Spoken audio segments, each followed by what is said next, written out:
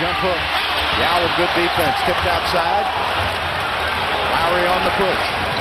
Kyle Lowry on the attack, and he's fouled by Rodriguez. And that's what Kyle Lowry does best, attack the basket. Yeah, he forces the referees to make that call, because if you don't make contact with him, he's going to have a layup.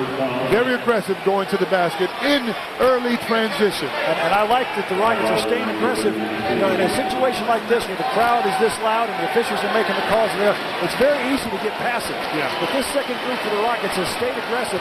That's what you have to do to stay in this game. Great addition by Daryl Morey and his staff. Owner Les Alexander. They traded Rafer Alston to Orlando, who Jameer Nelson had been injured. They really needed a point guard, and the Rockets were able to swing this deal for the young Lowry to back up Aaron Brooks. And they played a lot of quality minutes in place of Rafer. Yeah, and it's a great acquisition for both teams. Rafer had some a good few years with the Rockets.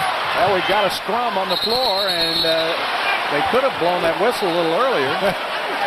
They wanted to get all four of the Rockets on the floor there to make sure it was tied up.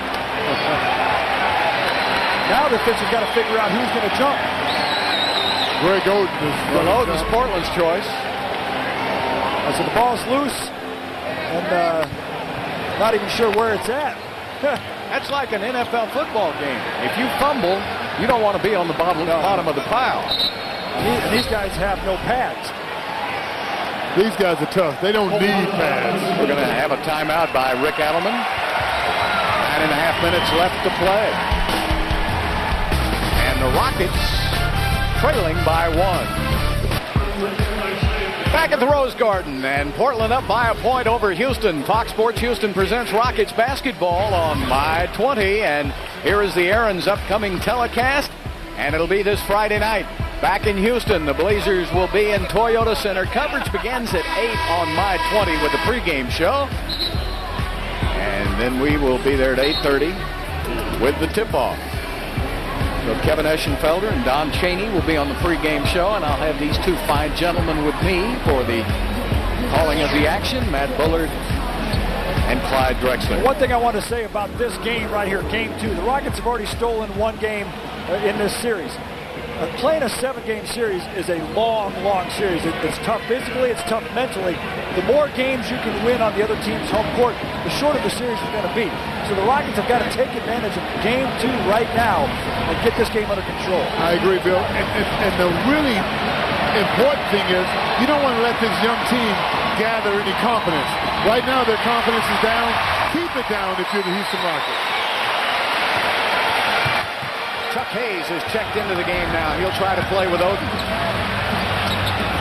The Rockets have only had one shot this quarter so far. Couple turnovers. Fernandez hits a long two from the outside. That young man, Rudy Fernandez, can shoot with the best of them. He's had a lot of experience in Europe. This is rookie year in the NBA, and that's going to be a foul call. They're really collapsing around the basketball, and Lowry's so strong, yeah, he can still get to the basket. That's his game. He creates the contact so he can get to the basket. He looks like a running back. Check this out. Strong, going through the hole, all those offensive linemen. Yeah, see, look at how the defense was totally around the basket. He had two guys wide open on the wings, and yet he still had the presence of mind to draw that foul. Call on Rudy Fernandez. Lowry back to Hayes at the top. Nice. Back door to Battier. Wow. Shane got his head up around the rim. Yeah, he's capable of dunking.